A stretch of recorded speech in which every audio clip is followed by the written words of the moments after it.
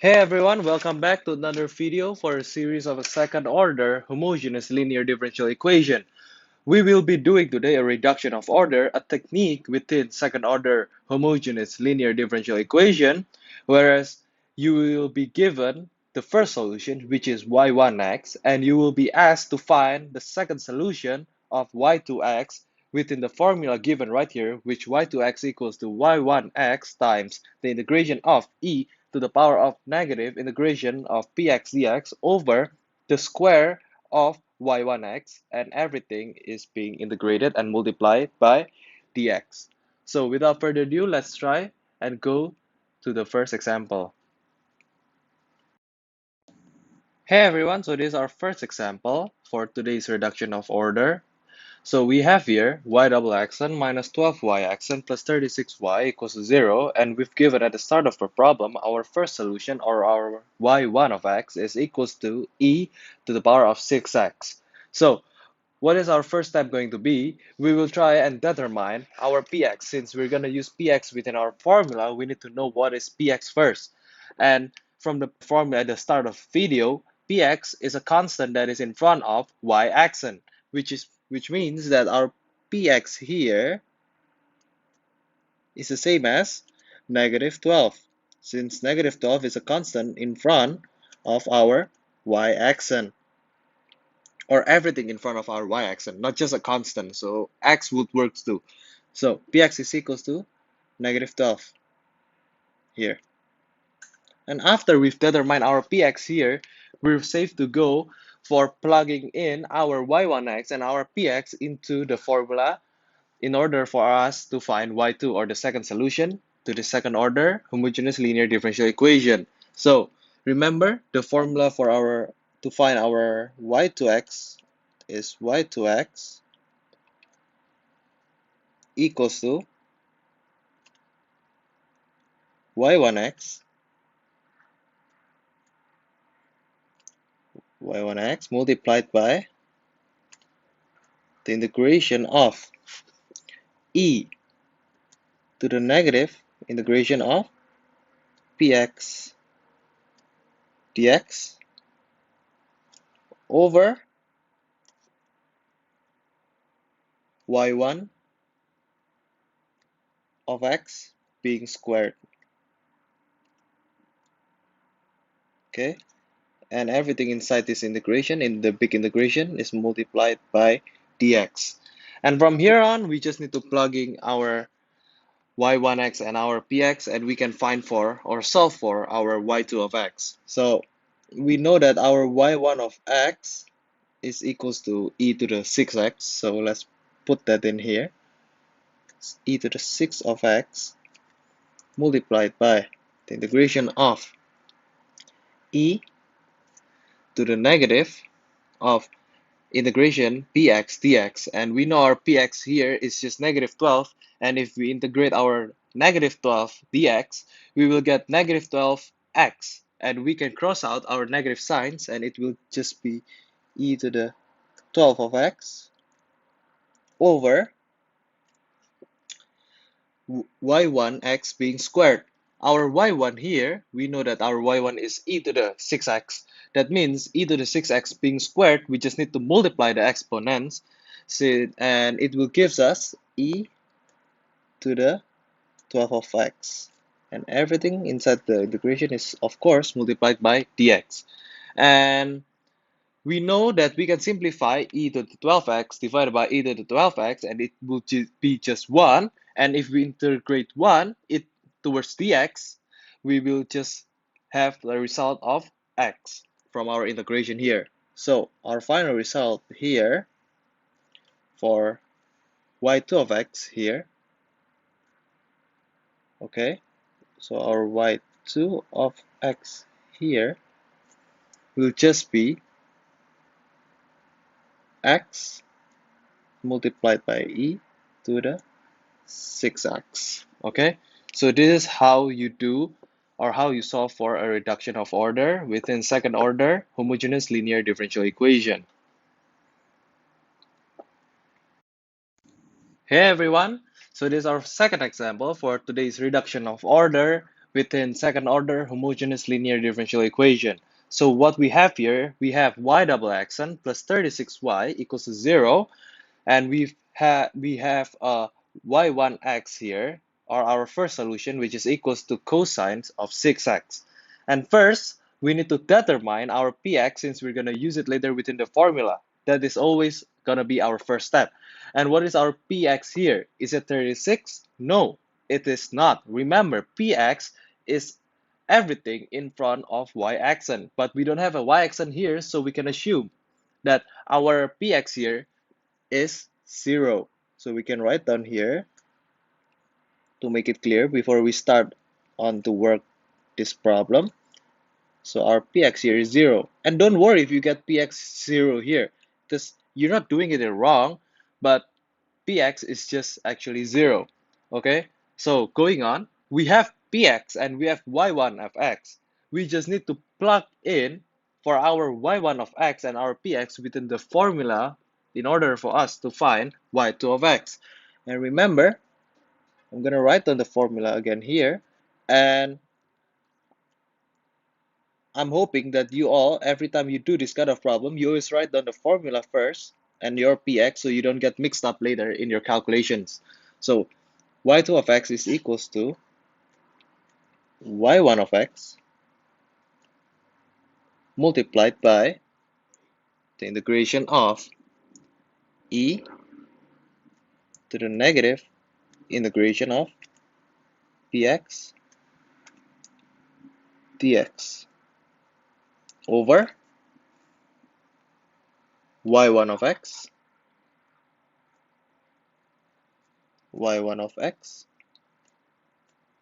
being squared, and everything inside the integration of will of course be multiplied by dx. And from here on we can just plug in our y1 of x, which is cosine of 6x here,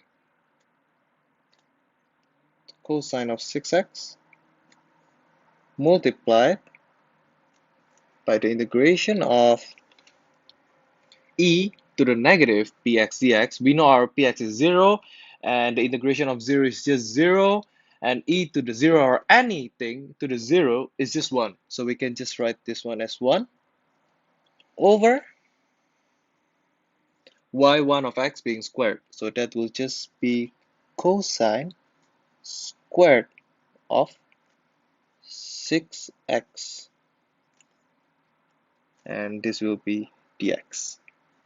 Okay, from here on we have the integration of 1 over cosine squared 6x. We can rewrite our cosine square of 6x becoming secant square of 6x, because if you remember, 1 over cosine of x is just secant of x. So 1 over cosine squared of 6x will just be secant squared of 6x.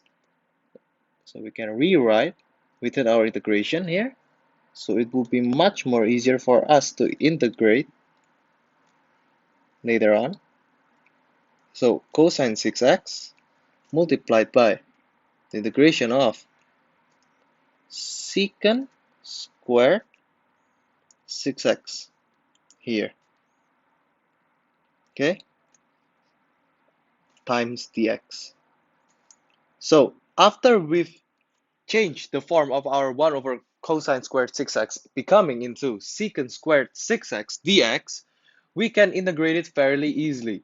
Because if you know secant squared, the integration of secant squared 6x will just be 1 over 6 tangent 6x. So we will have here, it will equals to cosine of 6x multiplied by 1 over 6 tangent 6x here. Okay, so after this step, are we done yet? Is this y2 of x? You're halfly correct if you think this is y2 of x, but in a matter of fact, we can simplify it. Okay, so we're gonna try and simplify our final answer into the simplest form as possible. Whereas we know we can change the form of our tangent of 6x here, becoming into, okay, so you know tangent of x here is sine of x over cosine of x. So we can rewrite our tangent of 6x here into sine of 6x over, okay, cosine of 6x. And by writing it down in this form, we can easily simplify it.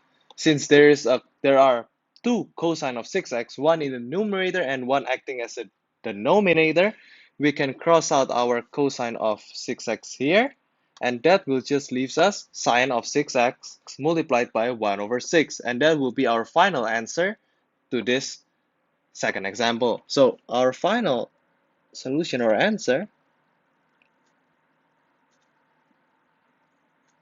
will be y2 of x equals to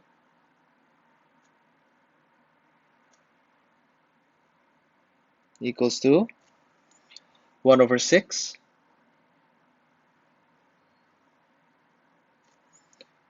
times sine of 6x. And this is how you're gonna do for second example. Hey everyone, we are back with our third example for today's reduction of order. This is our final example, our last example for today's lesson. So we have here x squared times y double xn minus xy xn plus 26y equals to 0. And we've given at the start of this problem, our first solution, our y1 of x, is equals to x times sine of 5 ln x. So let's step up the problem a little bit since our two previous examples are fairly easy, and you can find it in your question 1 and question 2 at your homeworks. Okay, so what is our first step here? Of course, it will be still the same. We're gonna need to determine our px value. But wait, as you see here, we have a non-constant multiplication of 1 in front of y double xn, which in any case of a second order differential equation, you will need a constant multiplication of 1 in front of your y double xn. And that's why our first step here will change a little bit, which we will divide everything here by x squared. And after dividing everything by x squared, let's rewrite our differential equation becomes y double xn minus x to the negative 1 times y xn plus 26 x to the negative 2 times y equals to 0. And from here on, we can just do the same steps like we did in the previous examples, okay? So remember, if there's a non-constant multiplication of 1 in front of your y double xn, just make that as a constant multiplication of 1 by dividing it by its own value. Okay, so right now we can determine our px value. And in front of our y-axis here, we've got a negative x to the negative 1. So we can write down our px or determine our px here, our px value, which is equals to negative x to the negative 1. And from here on, we can just use the formula for y2x and plug in our y1x value and our px value to get our y2x value as a final solution.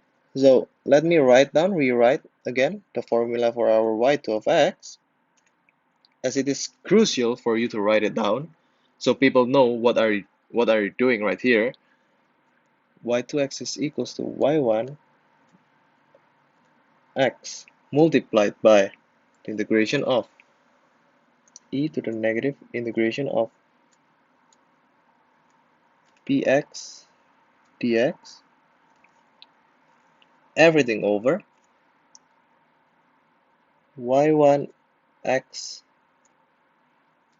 being squared, and within the integration everything is of course multiplied by dx.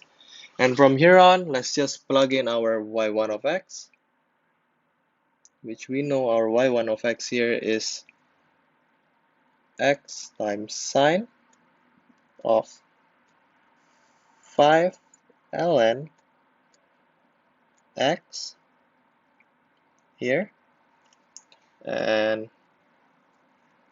multiplying by the integration of e to the negative integration of px, which our px is negative x to the negative 1 dx over y1 of x squared.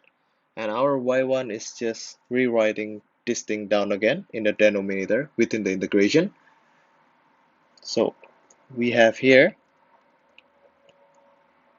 x times sine of 5 ln of x being squared, and everything within the integration is multiplied by dx. So from here on, we can just calculate with what's within our integration, our big integration, and our px integration here, and later on just multiply it by our y1 of x outside the integration and simplify it. So let's first calculate here within our integration. So e to the negative integration of negative x to the negative 1 dx, we can cross out the negative signs here, which leaves us with positive sign of x to the negative 1, or the integration of x to the negative 1. And we know x to the negative 1 is just 1 over x. So the integration of 1 over x dx is just e to the ln of x. So let's write that down here. E to the ln of x here over, let's distribute our power here, power of 2 here, to the x and to the sine, of course. X squared times sine squared of 5 ln of x dx. Everything multiplied by dx. And we know from here that we can simplify it further by crossing e and the ln here, which leaves us just x. And we can rewrite it down into this x over, and I'm doing it step by step so you all will know what am I doing it for every step of simplifying within the integration before actually integrating it. X over x squared times sine squared of 5 ln x multiplied by dx. Everything is at the integration. And from here we can simplify it further by crossing the x. So our numerator will leave us just 1. And we can cross out our power of 2 for the x in the denominator. So this will just leaves us with 1 over x multiplied by sine of squared of 5 ln x dx. And if you see this integration, you cannot simplify it any further. So you need to integrate it at this point. And most of you might think that this looks like a horrible or a bad integration. So to integrate this, you will just need to use a substitution or throwback method, okay? But I've showed you throwback method is much more easier or much more efficient by using it rather than using the substitution at this point. Let's try and use the throwback method to solve for this integration. And let me rewrite the integration. Becomes 1 over x times, let me bring up the sine squared into the numerator, and that will just give us sine to the negative 2 of 5 ln of x d. And what do we want to differentiate for us to get rid of the x here? And we can differentiate our 5 ln of x, which is inside our sine to the negative 2 here. So let's differentiate our 5 ln x here. And differentiating it will just gives us 5 over x. Okay, 5 over x. And by then, we can cross out our x's here. And this just leaves us with the integration of 1 over 5 multiplied by sine to the negative 2 of 5 ln x d 5 ln x. You still need to write the 5 ln x inside of the d here, since you haven't integrate the function within the integration here. Okay, so after doing this, we see that we have 1 over 5 sine to the negative 2 5 ln of x. And what do you want to rewrite here? You want to rewrite sine to the negative 2 5 ln of x here into what? We all know that 1 over sine squared 5 ln x is equals to cosecant squared 5 ln of x. Okay, so we want to write this down into 1 over 5 multiplied by cosecant squared, because if you remember, 1 over sine is just cosecant. So 1 over sine squared is just cosecant squared and everything inside the brackets. D 5 ln of x. Okay, so after this process, it's fairly easy to integrate because you all know the integration of cosecant squared x is just negative cotangent of x. And since 1 over 5 is a constant, you don't need to worry about it. Okay, our integration here, and let me rewrite our y1 of x outside of the integration, because we've done or we've finished integrating the integration. X sine of 5 ln of x multiplied by negative 1 over 5 cotangent 5 ln of x here. And you're almost done after this step. But we still need to simplify it again. Because why? Because there is a cotangent and a sine. And since there is a cotangent and a sine, you can cross out the signs by changing the cotangent form into cosine over sine. Since you know cotangent is 1 over tangent, and tangent is sine over cosine, and it's just the reciprocal of that, becoming cosine over sine. So x times sine 5 ln of x multiplied by negative 1 over 5 times cosine 5 ln of x over sine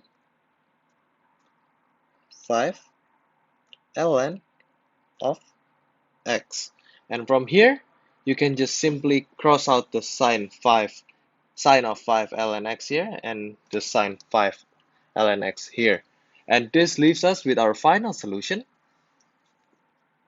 Our final answer for this third example, which y2 of x is equals to the negative 1 over 5 times x times cosine of 5 ln x. And this is how you do for the third example for reduction of order towards second order homogeneous linear differential equation.